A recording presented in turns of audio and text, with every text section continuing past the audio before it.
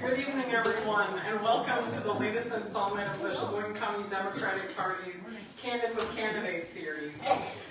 Tonight, we will be hearing from County Executive David Crowley. But before we get to that, just a few housekeeping items. Tonight, you will hear from County Executive Crowley for about an hour, and along the way, you'll have the opportunity to ask questions and get to know him and understand his policies. And before we get into that, I just wanted to remind everyone that it is membership month here at the Sheboygan County Democratic Party. So if you are not yet a member, and I would encourage you to become one because we've got some members-only exclusive events coming up at the end of the month. Please feel free to find me at the end of tonight's event, or feel free to scan the QR code at the sign-in table to become a member or to learn more. Without further ado, I am excited to announce the candidate for governor from my second favorite city in Wisconsin, Milwaukee, and that would be County Executive Crowley. Just one story that I have. The first time, and tonight is only the second time that I've ever met County Executive Crowley, but last year at the Wisconsin Democratic Party convention, I was just walking in the lobby, and I knew immediately that it was him. And I said, "Thank you for what you do for Milwaukee County." And he came up and gave me a hug. Like, how incredible is that? That not only are you listening to your constituents, you are showing your appreciation to. It meant the world to me. I'll never forget it. And I hope that tonight we have a great night together. So again, without further ado, County Executive David Crowley.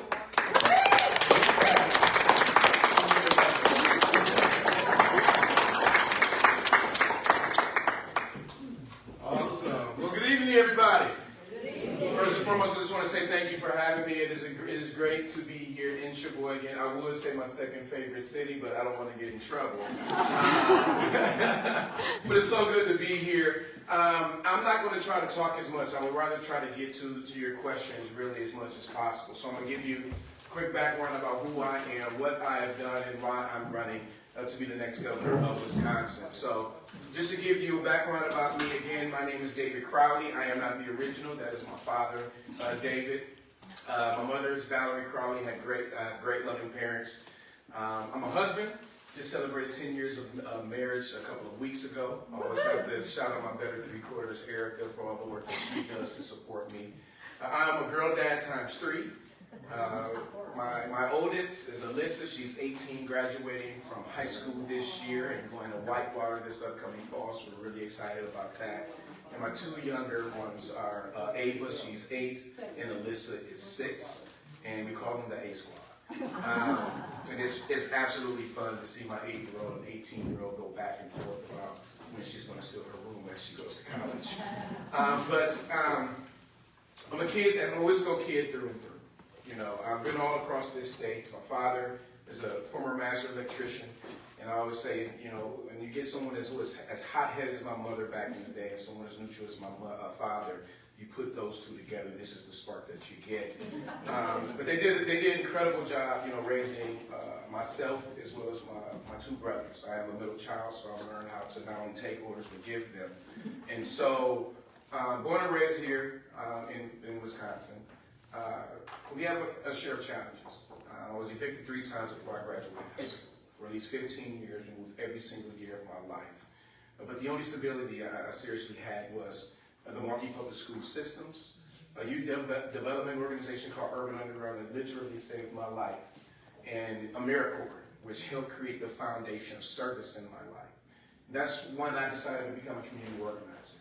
I worked for many different nonprofits locally back at home, and found myself talking to a lot of elected officials. And during that time, meeting to so many folks, I got an opportunity to get my first political start back in 2010. It was then United States Senator Russ Feingold who actually gave me my first start. And what's unfortunate is that we actually got rid of the best senator in the United States and we elected the worst senator in the United States.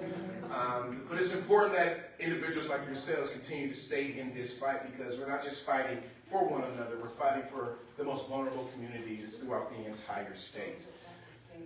since being a community organizer, got involved in that campaign and I got bit by that bug and continued to stick around. I got opportunity after that campaign to continue to work for the Democratic Party during the recall elections in 2011. I worked particularly in the Alberta Darling district, working on behalf of Sandy Pash to make sure that we could flip that seat, which we didn't do. And then I started working in government. I started off working in government as a legislative staffer for the Milwaukee County Board of Supervisors. My boss at the time got elected to the state senate, and she told me I didn't have a choice, but I was going with her. So I served as a legislative staffer in the state senate for 4 years, and then I decided to run for office. Originally, I ran for city council in the city of Milwaukee during that spring, and I always say the best thing happened to me. I lost. I lost that race. And I say it was the best thing that happened to me because, one, it taught me a lot about myself. It taught me about resiliency. And it was actually during the time where I met my wife and realized that she was the one, because when I ran for office, she literally paid my bills because I couldn't work. And so when I lost that race, an opportunity came. They say when one door opens, or one door shuts, maybe a window opens, and it did. And so that's when I decided to run for the state assembly, or the 17th Assembly District, and I won that race, 56% of the vote during that primary elections. And before I was even sworn in, my colleagues decided that they were going to vote me to become the chair of the Black Legislative Caucus, as well as chair of the Milwaukee delegation.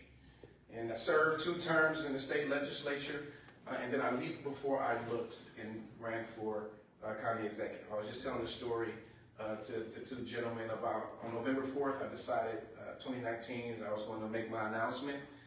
November 5th, my youngest was actually born. And as you can imagine, it was an incredible ride going through that campaign, and then COVID hit. And we had to do our election during COVID-19 pandemic, but we still were able to eke out a win. And I became the youngest and the first African-American elected to serve as county executive.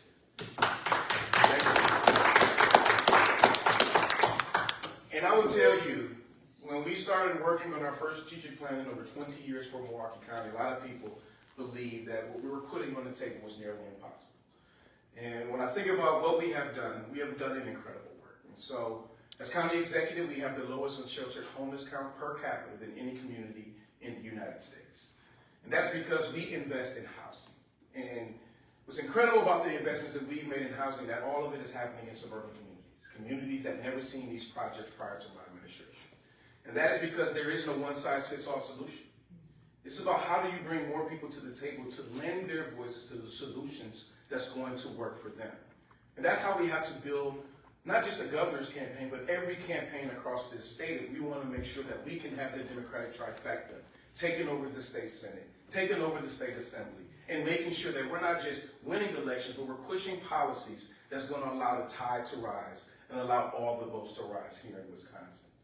We've been able to not only build those projects, but we have the first ever affordable housing subdivision for first-time homeowners being built right now in partnership with Oak Creek, the city of Oak Creek. So we know that we can do these types of projects moving forward. But because of our tenacity and because of partnerships and collaboration, we've reduced overdose deaths by 50% in the past 4 years. We've reduced our carbon emissions by 50%, working in conjunction with our Milwaukee County Board to create the Climate Action 2050 plan to reduce our carbon emissions to zero come 2050. We're halfway there. And while we've had many different challenges, when we're facing the largest fiscal deficit in the county's history, I didn't just go to Madison and bring resources back to Milwaukee County. No, I'm an organizer. And it's about making sure that we all get ahead. And so I took the show on the road. We came to Sheboygan, we went to Wausau, we went to Madison, we went to Green Bay, we went to La Crosse, and we organized many different stakeholders. Over 175 stakeholders came to the table, and we were able, through a Republican-controlled legislature, bring back more money to every city, every town, every village, and every county in the state of Wisconsin by changing and improving the shared revenue formula.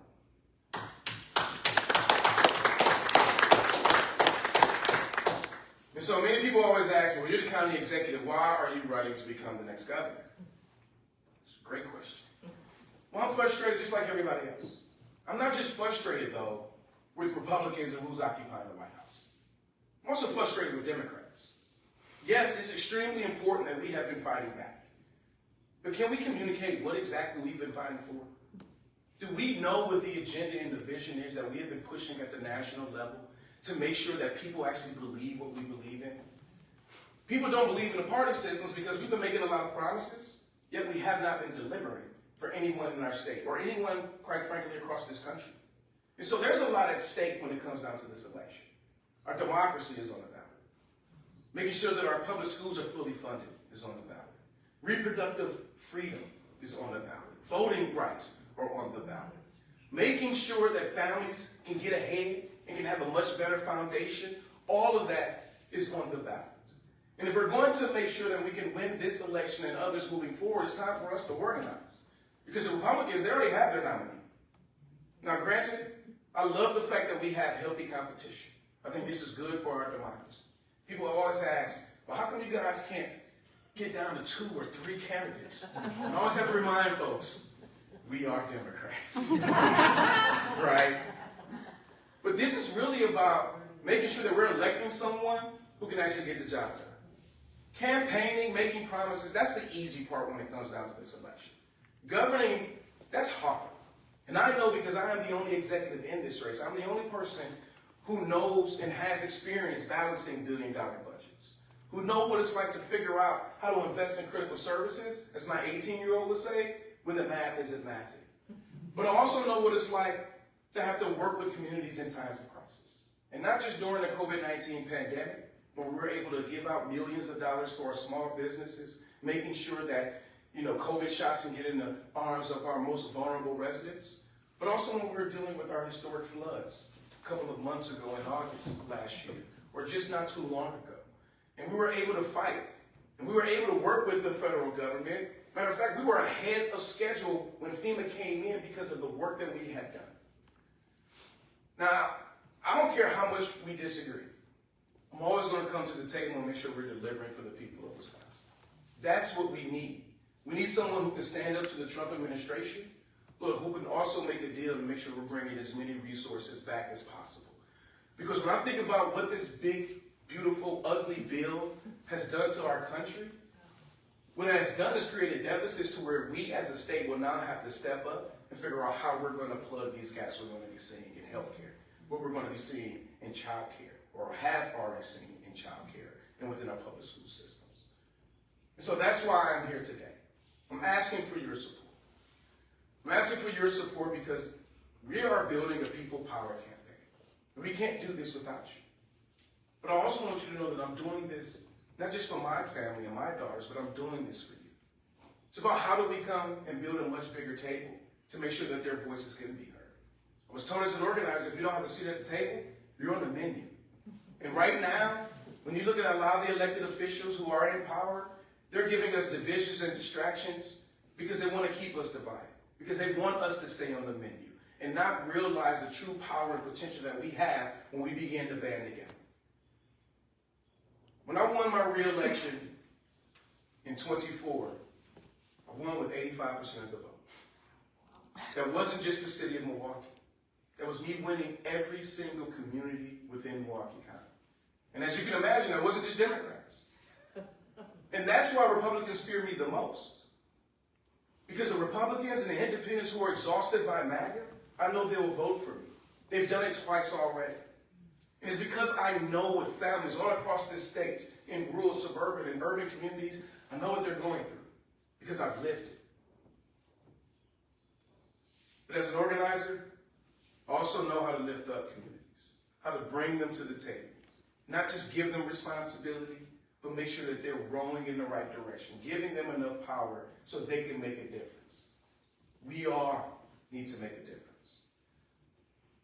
I'm not running to be the governor of Milwaukee. I'm not running to be the governor of southeastern Wisconsin. I'm running to be a governor for all of us. But in order for that to happen, it's going to take all of us. And so please visit my website, crowleyforwi.com. Sign up, volunteer, make a contribution. Because it's too much at stake. And so with that, because I can keep going, I want to hear your feedback. And it's not just hearing your questions, right? I want to hear your concerns. concerns. Because the policy platform that we are building, we're getting from the people that we encounter every single day. We're building it one step at a time. There's only one way to eat an elephant, and that's one bite at a time. And so with that, please, give me your questions. Let's build upon this platform and making sure that we're giving everybody in our state a voice, and not just those who are in power.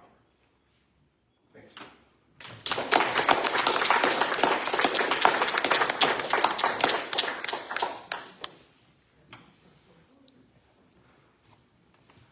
David, I've heard a lot of Democrats, unfortunately, repeat what our president has called that bill that he passed, the so-called big, beautiful bill. And I keep on saying to them, why don't you just refer to it for what it is, the big, bad, budget-busting bill. Yeah. And I share that with you and hope that that kind of, you know, I could hear more of that, because I think that's really what that bill is all about. So just a comment to you. Let me ask you, as your role as county executive in Milwaukee County, what are you most proud of? What accomplishment do you see as county executive, and what do you see as the biggest challenge now in Milwaukee County? I'm proud of a lot of things. I guess in a nutshell, I would say I'm proud that we have been bucking up against the status quo. And what I mean by that is, you know, I think people forget that we did have a governor who used to be the county executive. His name was Scott Walker. I'm not like him, but I fixed his problems that he didn't fix, and created being governor of the state of Wisconsin. One, when we were able to get that shared revenue, not only were we able to dwindle the budget, the 5-year budget deficit, which was facing $150 million to just 46 million. We were able to save the pension for every Milwaukee County worker that's in that pension system. So that's one thing that I'm extremely proud of. Number two is what we have done around affordable housing. Milwaukee County never had these types of projects and never entered in these types of contracts to get the level of affordable housing that we have today. And it's not just rental units. We also have partnerships with Habitat for Humanity and a local developer who has been building single-family homes at an affordable rate as well. Those are the things that I'm really proud of, is that we have changed the perception of what leadership really looks like in both Milwaukee County and within the city and many of the communities across the county. Because I would tell you, walking to the state legislature now, people smile when I come, because they know that I'm about business. And I truly would say that I'm glad that we have turned the perception that we are workhorses and not show horses. But there's a lot that I would say I'm extremely proud of. But the challenges that we have within Milwaukee County are no different than any other city, village, town, or community across this state, is that we don't have enough revenue. I mean, let's face it, the shared revenue formula that we have had over the past 115 years is absolutely outdated. Prior to my administration, it was a pot of $900 million, and we were able to grow it to about 1.4, 1.5 billion. But we can't name a person or a business that have been in existence for at least 100 years and didn't pivot in order to save themselves and continue to be sustainable. That's what our shared revenue formula is right now. It is unsustainable, as well as our school funding formula. And if we continue on this track of how we're funding local municipalities, as well as our schools, we're never going to be able to get ahead and make sure that our children and our communities have the resources it needs. And so we need to actually buck up against the current shared revenue formula and get rid of the status quo and do something different. And so I would say that that's the real issue, because local communities are not going to be able to fix this issue on their own. They need a stronger partnership with the state, and I would argue even with the federal government, who really need to listen to local communities about the needs of local communities and how you move forward. Because I guarantee you, you take in consideration like the war in Iran that we're seeing right now, right? All of us are paying the price, whether it's at the grocery store or at the pump. But I don't think all of us in this room didn't think about the fact that we're going to be paying twice. School districts are going to will have deficits because of the amount of fuel usage taking kids to and from school. Local municipalities are going through this right now, right? When you think about our sheriff units that need to patrol, local law enforcement, this is going to create ripple effects across the entire country for the local municipalities. And we have to have this conversation now so we can stay ahead of the curve. Because I don't think it's a question of if we're going to hit a recession right now. The question is when, and how are we prepared to actually get through it.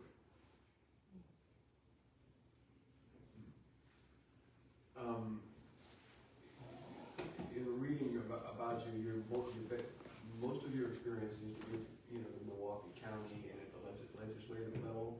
I was wondering if you could explain for me the leap that you're going to be making to the executive level, how you're going to enact versus legislate the needs of this state, if you will.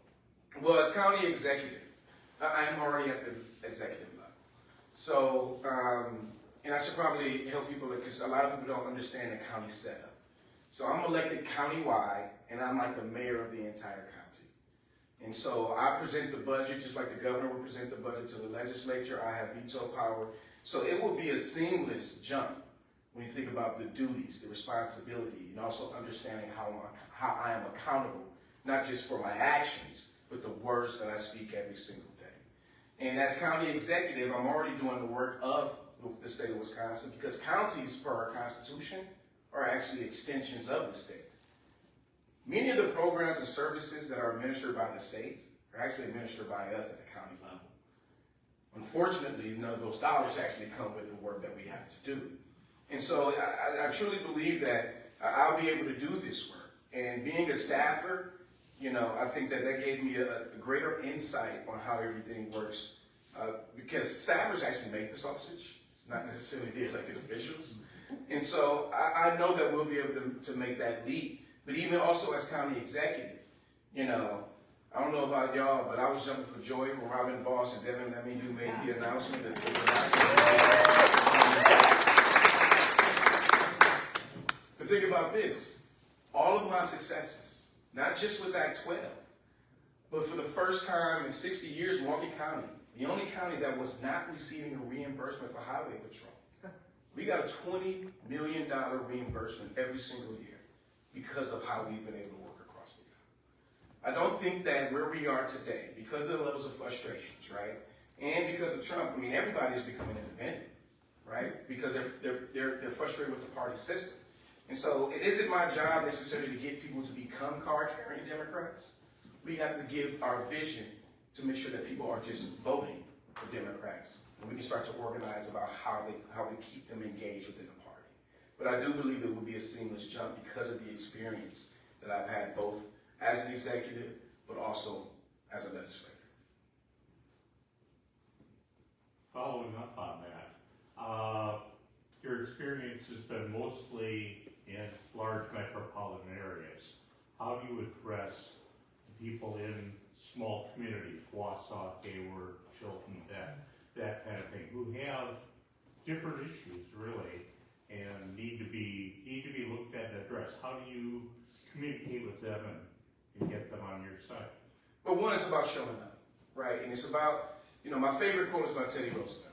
No one cares what you know until they know how much you care. And I think that we have lost the art of building relationships in politics. As county executive, I represent 19 municipalities. City of Milwaukee is just one of them. But you think about Franklin, Oak Creek, River Hills, Shorewood, Glendale, Whitefish Bay, Fox Point, West Milwaukee, South Milwaukee, Glendale. It's not a quiz on how many places I can name, but I represent a lot of different areas. And so I don't mind, I know what it's like to represent smaller communities and build those relationships. But even as county executive, when we need to get Act 12 done, I travel. When I first started approaching the legislature to get Act 12 done, it started with a hell no. But then I realized we got to organize just like we organize communities. And so if the people who are in power are not going to give me what I want, I'm going to go after the people who support them. So I started talking to those individuals. And once they realized that they were going to see a benefit from this, we were able to connect. And so sometimes it's not about talking to the elected official. It's about talking to the community. Because I have to make sure that they're getting the right message as far as what we're bringing to the table. Because if I'm going to go through a Republican particularly, who who's not going to get the message through because they want to play party politics, then I've already lost. So we have to go into these communities. We have to build the relationships. More importantly, we have to give them some responsibility and a seat at the table for them to have ownership of what we're doing. And I do believe when we right-size each of these solutions to fit each community's needs or regional needs, that's when we're going to get more buy-in as far as what we're doing as Democrats and continue to win moving forward. Thank you. Thank you. When it comes to like sports teams, for example, Wisconsinites can like coalesce and rally behind the Packers, say. Are there, throughout your campaign, policies that throughout your, visiting different places in the state that people have as their topmost concerns? Does that make sense from like, Milwaukee compared to like Bayfield County? Actually, it doesn't matter where you go, you're hearing the exact same thing. I think, so we have the Badger Basics plan. This is about creating a better foundation for families moving forward. And if somebody says this is too much, then we have been doing very little for families for far too long, right? And it's built on 3 pillars. It's built on affordability, it's built on care, and it's built on opportunity. Affordability really focuses on, one, how do we make sure that we can get a check on these utility rates, right? Making sure that we can get a check focusing on building clean energy economy here in the state of Wisconsin, because the best energy is the energy that we don't have to pay for, right? Comes from solar, comes from the wind. Those are the things that we should be doing, as well as housing, right? And housing is a huge issue. Now, my example around housing is that I am extremely lucky that I was able to buy the house that I was renting. I bought my house in 2021. When I was renting my home, my rent was $1,500. When I bought my home, my mortgage was $950. Right? And we're seeing constantly rising rents, but a lot of this is because we have a supply and demand issue. There's demand for a lot of housing, but we don't have enough supply. And I would argue that it's not just about building affordable housing, you also need attainable housing, because there are people who can afford to move somewhere, but can't find a home in those places, And so we have to build more. But if I go to Door County right now, people would say, well, they don't have a housing problem. Actually, they do. They're building $400,000, $500,000 homes right now. And the people who actually live there can't actually afford to move into housing because they're building super luxury homes. Their kid can't come home from college and rent a place. Heck, I'm thinking about my own daughter. If she decides to come home, I hope she doesn't come back home. But if she decides to come back home, right, I want to make sure that she can live somewhere independently, focusing on how she's going to live, focusing on her own future. I don't want, and she has to come back home. I want her to be able to save as much money as possible, but I want to make sure that the American dream is there for her. But because right now it looks like a nightmare for our young people. So housing absolutely is one of those things. And when it comes down to care, health care is a huge issue. And we're seeing that because so many people are losing health insurance, so Badger Care needs to be a public option, allowing people to pay into that. Bringing down the Medicaid dollars so we can actually create a sliding scale premium, right? So people can actually pay into it. And for me, when you think about Badger Care, it's the easiest route for us to create a lot more parity around mental health, as well as around dental and vision. But care is also about children, right? Really focusing on a birth to 3. Child care, we need it to be universal, as well as K-4. We need to cap child care expenses, and every child 5 and under needs to have an available subsidy slot. We have to take care of our children. If we want them to succeed in our public education system, we got to give them a better foundation of learning, and that starts with our early childhood education centers. And then we pipeline them directly into the public schools. And so this is where we talk about funding 2/3 funding formula, right? Naturally ease the property tax pressures that we're seeing here locally. And it's really about making sure that they have a floor when it comes down to the investments that they're seeing from the state. Because as long as we continue to see state dollars leave, they're going to have to make it up on the back end, which comes to our local property taxes. And we know that many of us can't afford it, even if we are willing to pay more for our children. And then last, and certainly not least, is about opportunity. I love the fact that the governor has talked about the commutations, because we have a very aging prison population, right? And a lot of people don't understand that a lot of the costs related to our prisons because of the aging population is actually healthcare. And if they're able to come back into society, right, we can actually save more money on healthcare costs. And we can save more money on prison costs. And you know what I say do with those savings? Let's make technical colleges free. Let's pipeline our young people into the technical colleges so when they're done with that tech college, they get that education, it can be pipelined directly into employment opportunities. And the reason why I say tech colleges is because those are our regional assets when it comes down to businesses and organizations and entrepreneurs regionally, so we can have a workforce that is ready. And if we have a seamless transfer between colleges and our university systems, then we're just going to turn more educated people out. And we know the Republicans don't want this, because the more educated our population is, the less likely they're going to be in power, right? And so those are the opportunities that we should be focusing on, and how we upskill people, right? How do we take advantage of this technological era that we're also in? But opportunity is also looking at these data centers. And when I say opportunity, one, protecting ourselves, protecting our greatest natural resources, our land, our water. They should be paying 100% of the tariff when it comes down to any energy use. I would argue they should be paying a little bit more. They should pay 100% for any energy upgrades or infrastructure upgrades. And they should also be leveraged to actually build the clean energy economy that we want to see in Wisconsin. But I would also say the community benefits shouldn't just be in the communities that they're moving into. It should be statewide. These should be statewide benefits. And we need a framework, period. Whether we want them or not, we should have a framework, because we should be setting the bar on how we push legislation and regulations around data centers. Because my biggest fear is that if they decide to leave, they go to Minnesota, they go to Michigan, they go to Illinois. Still no regulations. But the problem with that is my clean air, our clean water, doesn't stop at the borders of Wisconsin. So why can't we put in the most strict regulations to make sure that we're protecting ourselves? And when I say protecting ourselves, I'm also talking about jobs too. Yes, we know what this is going to do for the next 50 years. They make it seem like it's the ninth wonder, and it may be. But how do we also protect ourselves for the 50 years after that? When it comes down to the employment opportunities, when it comes down to our agricultural land. Because I also want to protect our rich agricultural history that we have here in Wisconsin. I say this with deep respect, but I am angry and I am sad to see the level of racism in this state increase to a level that I haven't really seen since I was a kid, and I'm 71 years old. Mm-hmm. So what is your plan for dealing with that on a statewide basis to make sure you get elected? I don't expect any racist to vote for me. I don't expect any racist to vote for a Democrat at this moment. What's unique about me is that when both of my parents divorced when I was a young person, one, they both remarried white people. I've done a lot of traveling across this state. And it kind of brings me to an example of when I went to Rhinelander.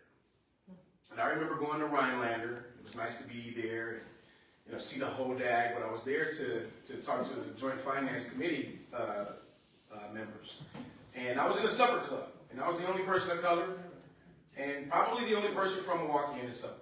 And so I made it my mission to talk to somebody that I did not know. So I met this couple. And so I tried to engage with the wife. The wife had absolutely nothing to want to do with me. So I started to engage with the husband. And we started to have a really good conversation. And then we started to talk about how people don't want to do don't want to work in Milwaukee and all Milwaukee problems. And I didn't know where this conversation was going, but I realized that he was only pointing out problems in Milwaukee to say that they have the same problems in Rhinelander. That people don't want to work, but they're having the same types of problems. And so he asked me to step outside. So I did. And I had a former Republican colleague come outside with me because she didn't know where this was going to go. And it actually became more of a pleasant conversation. His wife walks out the supper club, and she's like, I'm ready to go. And he said, you can't leave yet. And she's like, well, why? He's like, well, you have to be David. Right? He's a Democrat, he's from Milwaukee, and I really like this guy. And I think the issue is that when we approach politics, we approach it from a left or a right. But we don't approach it based off of Wisconsin values. And I think race does not matter in this race. I think people want to use it as a way to say, well, he's the most qualified. I don't know how to really get rid of this guy, so let's talk about race. But even when I do encounter those conversations, I just lean in more. I have conversations. A hard thing to do is sit there and try to berate somebody who's actually smiling and laughing with you, right?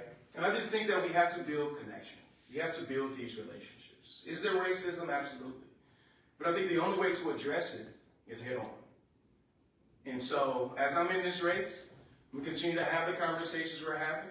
I'll be honest with you, no one has actually brought it up. I do get the question, but in some of the places where people feel like I should be afraid in, I'm actually welcome and embraced more than you think. And I think it's because what we're bringing to the table. Because this isn't about Milwaukee. This isn't about black or white or Hispanic or Asian. This is about people. This is about the entire population and how we're all going to get a piece of that pie that we call the American dream. And as long as we speak to that, it doesn't matter what your background is. You should be able to win this election. And I will also say that I probably faced it more running for county executive in the most diverse community in the entire state. When I first ran for this, for county executive, people didn't know if I would win because we had never elected a black county executive before. And we've had some prominent people in prominent positions who have ran for this seat. But I do believe that people, they're not necessarily looking for change, looking for improvements. And that's what we're bringing to the table. And I think that's what's just going to get us over the hump. And I think that's going to allow people to look over race, to look over gender, to look over everything and elect the most qualified person to become the next governor.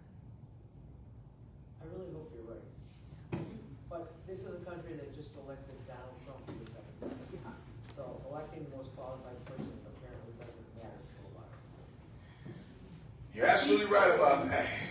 You're absolutely right. But we have to be, I guess. Well, I was just gonna say though, but we also elected Obama. And the night that he was elected, my daughter called me from across the state and we're crying on the phone. It's like, it really happened. We're alive. We got to see it. So I'm gonna say they did that, but we also did that. And we've done a lot of good things through the centuries. So I don't know. I don't want to let that take me away. I hear what you're saying though. I watched him present and I listened to him talk about being a community organizer. And I thought about Barack Obama, very much so. Oh, yeah. Very much so. Yeah. And that puts you in rare air, so there you go. Yeah. I appreciate that. That being said, I think the country is more racist now than it was, more openly racist now. I was going to say. Than it was Yeah. when we elected Obama.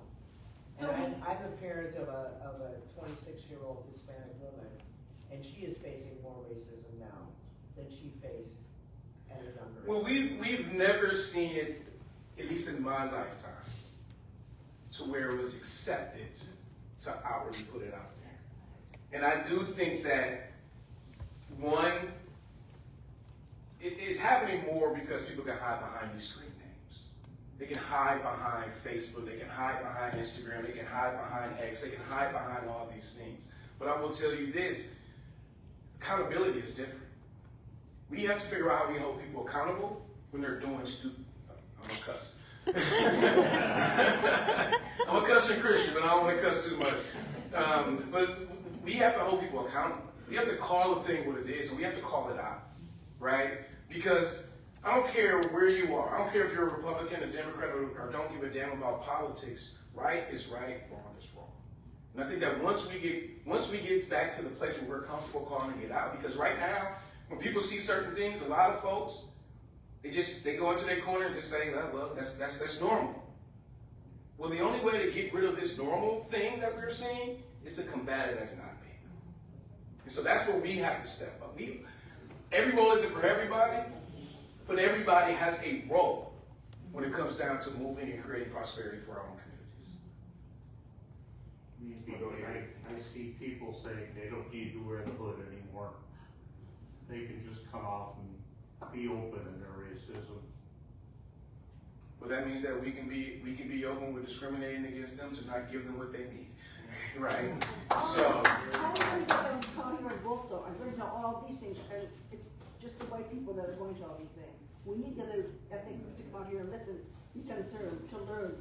And if they don't listen, they're not going to go out there to vote when Trump's got his ICE people out there harassing everybody. Well, we have to meet people also where they are, right? And I think that for far too long, right, I would tell you during my introduction to politics, it was like we're only showing up the last 2 months, right? Like, we can't continue to do that. Democrats we used to always just show up, organize communities the last 2 months, and then we go back, and then we don't come back again until election time. Organizing has to be forever. Right. Because organizing isn't just about winning elections. You have to organize to get policies passed. You know, and like that is the problem that we have created in the past, I would say, decade, is because we only show up when we want to win. But we have to show up if we want to continue to win. And that's why people, write Democrats off a lot of the time, because we don't show up all the time. There are certain communities, right? The fact that we don't run an assembly person in every single district here in the state of Wisconsin is mind-blowing for me. You can't show up just when you think you're going to win. You have to always show up, right? And I think that is the problem.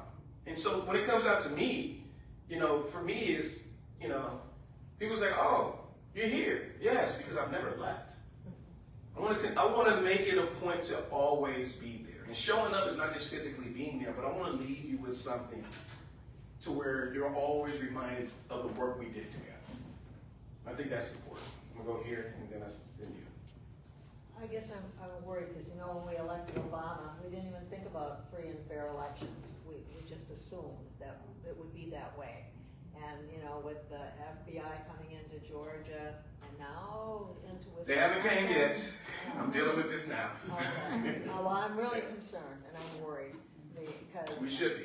I just wonder how we're preparing for that in the county of Milwaukee and maybe Dane too. They haven't gone there yet, I don't think, but they will be.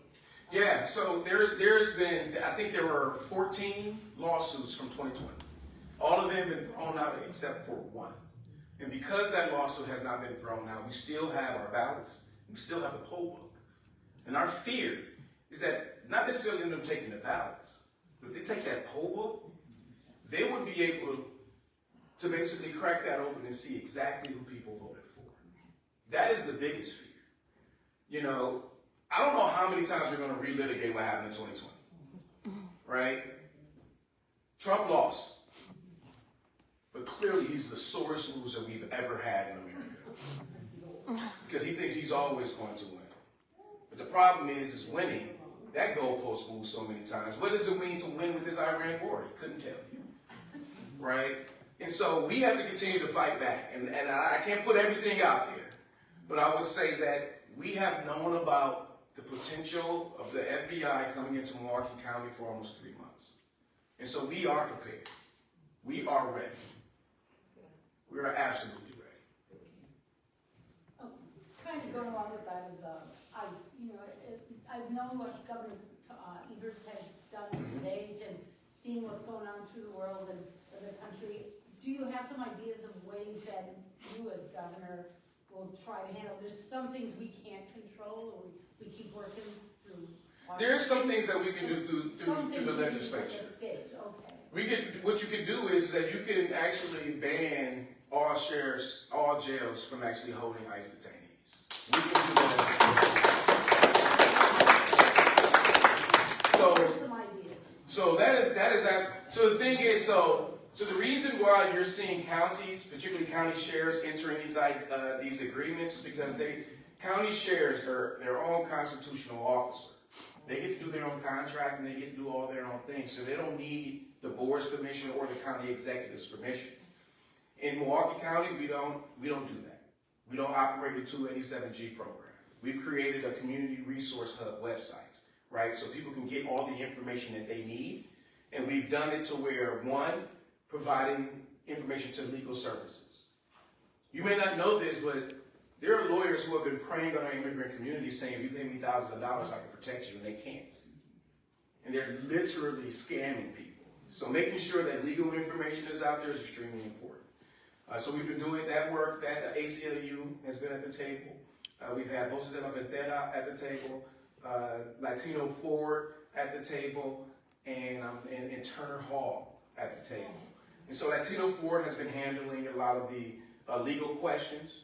Voces de la Frontera, they've been helping us to actually verify whether a raid has been going on or not, right? Because we've had more rumors that puts our whole community in a tizzy and everybody starts responding to learn that nothing was happening in the first place.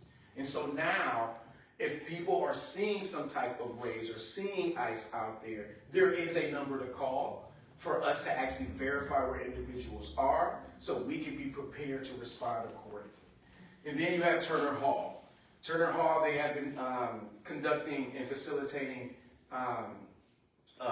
legal observant training to teach people about what folks' rights and responsibilities are if they are protesting. You know, and we've had conversations as well with our sheriff's department as well as MPD. Because if there is a protest, I expect the sheriff and the police department to be facing ICE versus facing our community members. And the reason why I believe that is that law enforcement is built on trust. And if your local community loses trust, how can you police them in their own communities? Law enforcement we didn't hire them to be a federal extension of this immigration policy. We hired them to protect local communities, and that's what they should be doing. But a lot of those, I've been hearing, there's a lot of stations or whatever, agencies throughout the state, are getting money, so they're seeing that as a source of revenue for their programs by cooperating, and they're getting paid. How do you counter that? Well, let's just be honest. They need money because the state isn't giving them enough money, right? And so, you know, is the state, we should ask the question, is the state putting you in this position? Because you're not getting the resources that you need? But at the end of the day, our jail should not be for ICE detainees. It should be for those who absolutely need to be in jail. Here. Earlier, when I think you were answering Chet's question, you talked about businesses and their responsibility for, well, you would hold them accountable for certain things, like whatever that might be. And I don't disagree with what you were saying at all. On the other hand, though, you also have a responsibility as a governor to attract business. Absolutely. And could you balance those two things for me? Oh, absolutely. Let's talk about the data centers. You can hold them accountable and still have them. I don't think that, you know, playing hardball and negotiating with a business that has the potential to do harm to your community, you still have to protect your community. Doesn't mean that you can't leverage the opportunity to bring in business as well. And so I do believe it's a healthy balance, right? And so the examples that I would give you is that, for example, you have these PFAS that's coming from chemicals all the time. It could be coming from paper mills, it could be coming from CAFOs, it could be coming from Tyco that was just up north. You want the business to thrive, but not at the expense of the health and well-being of the community. And so we absolutely need to make sure that we're attracting businesses. And the way you do that is, one, you need a governor who can be the cheerleader, especially when it comes down to tech dollars. I know a lot of it goes to Milwaukee and Madison, but we need to spread the innovation and the creativity dollars across the entire state. But I also have to figure out how do we create the type of fund that we need in Wisconsin so people don't have to go to the East Coast or the West Coast or Chicago to get their first check. We got to figure out how we bring them here. And I do believe, right? I mean, granted, we've been going through a lot of flooding and things of that nature, but I still believe that this is the place that people are going to be flocking to if they don't want to deal with the climate change we're seeing across this country, right? You think about the hurricanes on the East Coast, also having them in the Gulf Coast. Gulf Coast also has a failing energy infrastructure. You go to the West Coast, they don't have as much water because they're having issues related to water in California. And they also have fires as well as earthquakes. So, as I always say, you can leave all those coasts and come to the fresh coast. Because I do think that people are going to be looking at a place like Wisconsin, the Midwest, as a place to be because the coasts are getting full. They're having their own issues. And so as governor, it's important to have that healthy balance. It's absolutely important to have that healthy balance. But if a corporation isn't willing to be a good corporate citizen, I don't want them in the state of Wisconsin at all.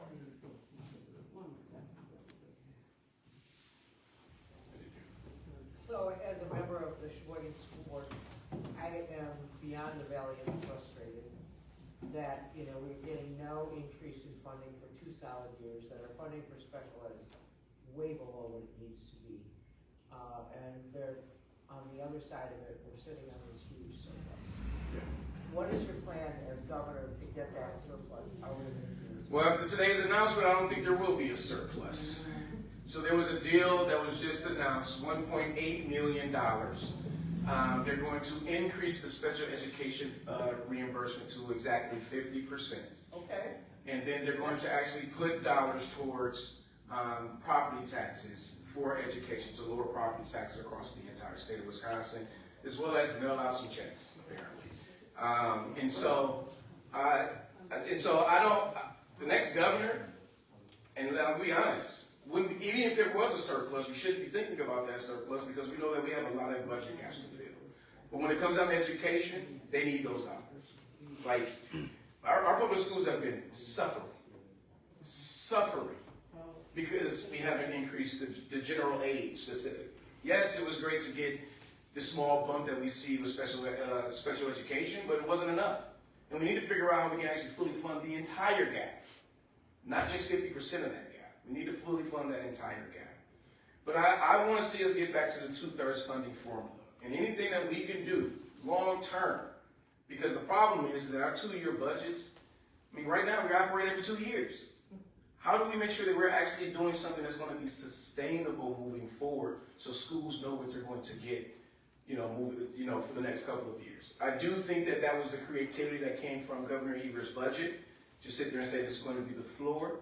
But unfortunately, like you just said, we didn't put any general aid increases in there. So it didn't do enough. And it basically went on the backs of property taxpayers.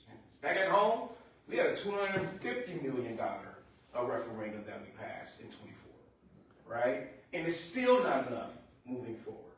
And so the state needs to get its act together and go back to its promise in taking care of our most vulnerable population, which is our children, as well as our older adults. I call them our valuable resource, our most valuable resource.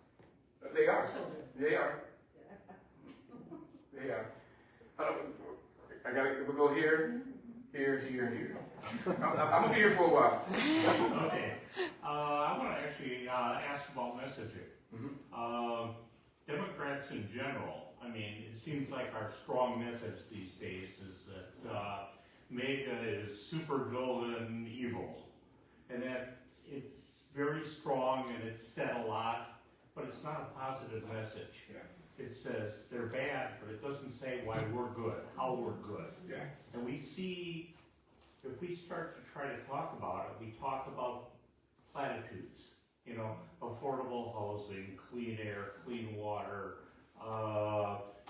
funded school districts. But these aren't things you can put your hands around as a voter. I mean, it's a chicken in every pot kind of situation.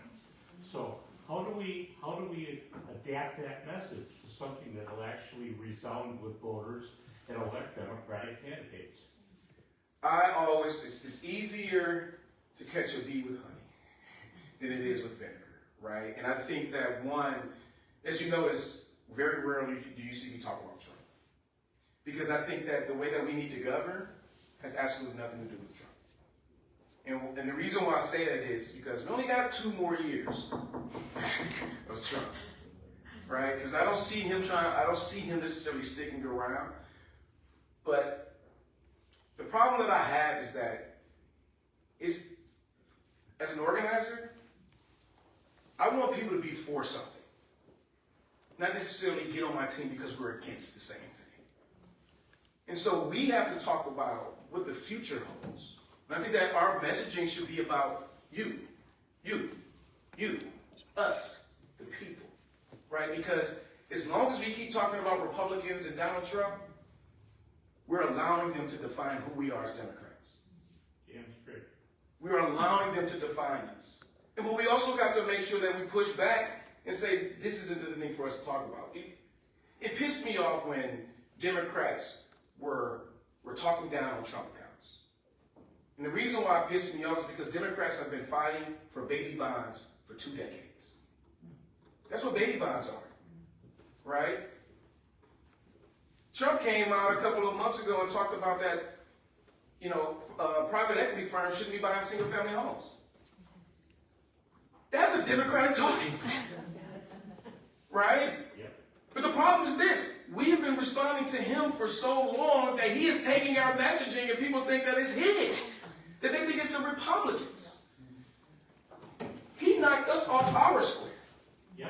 And we don't even know how to get back on it, and now we believe that we just have to talk about him. No, we're falling right into his hand. We're playing checkers while he is playing chess. Or we could be playing chess while he's playing checkers and just making it that much more difficult. We have to talk about what we are for, because that's how we galvanize, right? And it's not just galvanizing Democrats, it's also how you galvanize people who are tired of our political system right now. Because they're willing to talk about and come to the table when you're fighting for something. But when you're fighting against, it just feels that we're doing the exact same thing everybody else is doing. And so you don't feel that cohesiveness. You don't feel like you're a part of something. And that's a page we can actually take out of Donald Trump's playbook. He preyed on the apathy of individuals here in America. He said that these are all the things that you need to be afraid of. But there's only one thing that we need to be afraid of. And that's the Trump administration. Here and here. I wanted to go back to the Beaver's boss deal today. Yeah. It pissed me off, frankly. Yeah. I mean, it seems like Beaver's gave in to Voss with the $800 million for rebates. That to me that should have been put into the 3 to 5-year-old education more. How do you feel about it? I'm frustrated too. I'm glad that we were able to see some type of deal. I think the biggest problem that we all have to recognize is that this is what divided government looks like. He has a Republican-controlled legislature, and he is a Democrat. Me personally, I think it took too long to get a deal done. If this was the deal that you were going to do, there's no reason why this wasn't done in March, because I don't think that this is any different than what we've heard for the past year and a half related to the surplus. Am I glad that we're going to see a reprieve in property taxes? Absolutely. Am I glad that we're going to see an increase towards our schools? Absolutely. But we know that the checks is a gimmick. We know that's a gimmick. Well, feed into the election too. Yeah. Where Democrats need to say the same thing. And that's the thing, right? You know what? You can spend that $300 or $600 all you want, but I want you to remember why you needed it in the first place. Yeah. Right? You needed it because things have gotten more expensive for you. Because of what Donald Trump and what Tom Tiffany is looking to do here in the state of Wisconsin to take further money out of their pockets. Like, that's what we have. That's how we message that. Because I will tell you, I got that check with Donald Trump's name on it, spent it gladly. Didn't make me want to vote for him. And we just have to make sure we're communicating that. The reason why people need that $300 and $600 check is because of the decisions that are coming out of Washington, D.C. The decisions that Republicans are making to this day. Because I think many people will say that you can't spend money you've never seen before. So I'm not worried about the $600 or $300 rebate, right?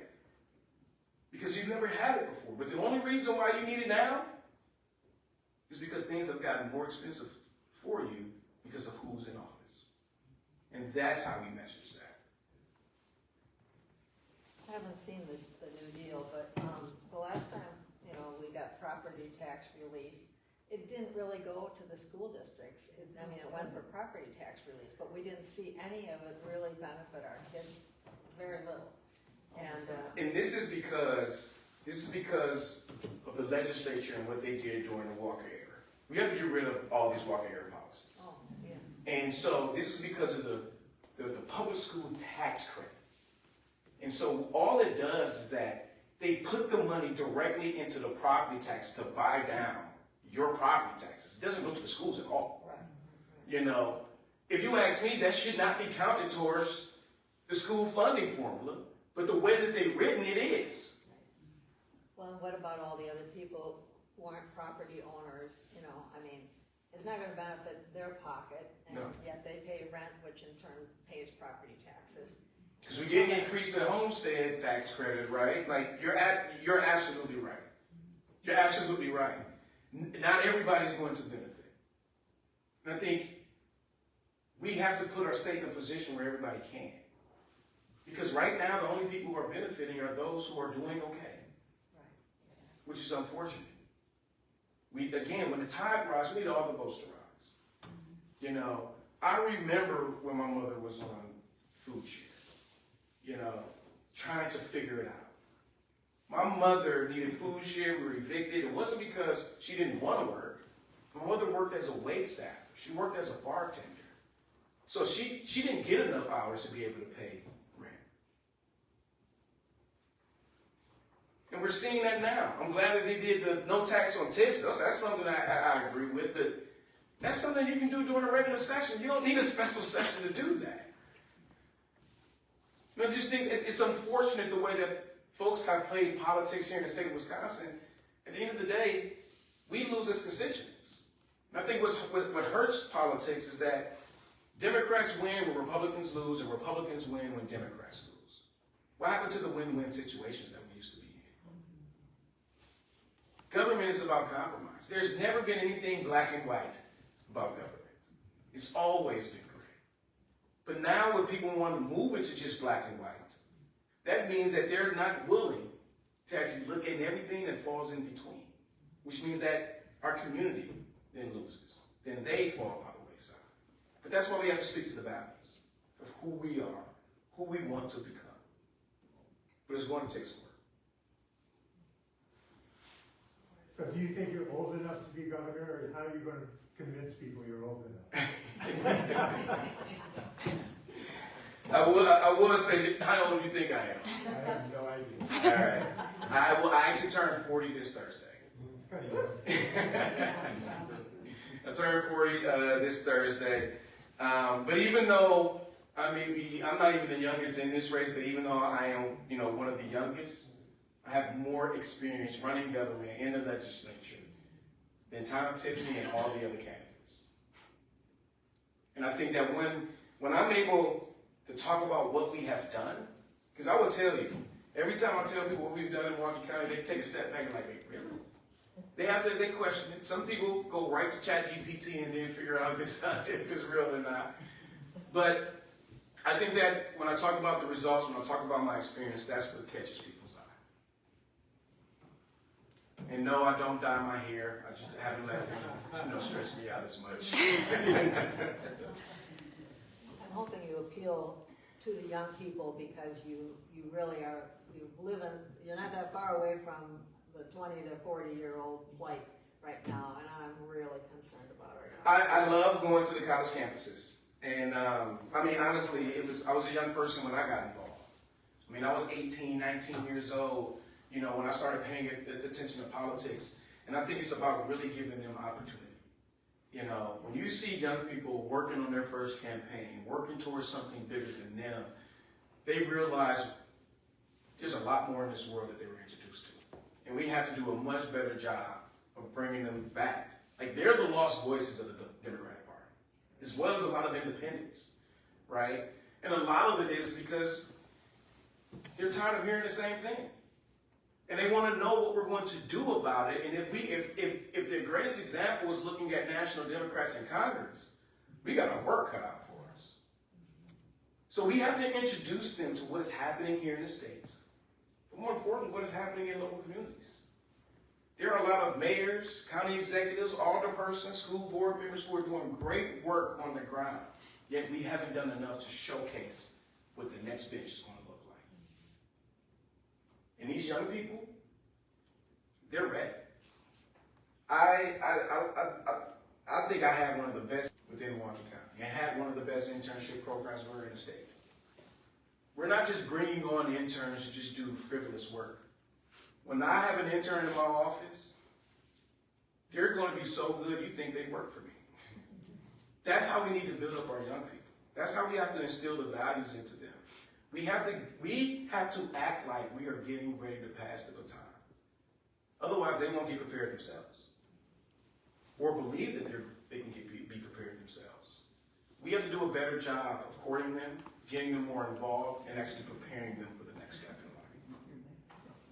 Opportunity is definitely, I don't think a lot of them see opportunity right now at all, and it's rightfully so. It's pretty bleak.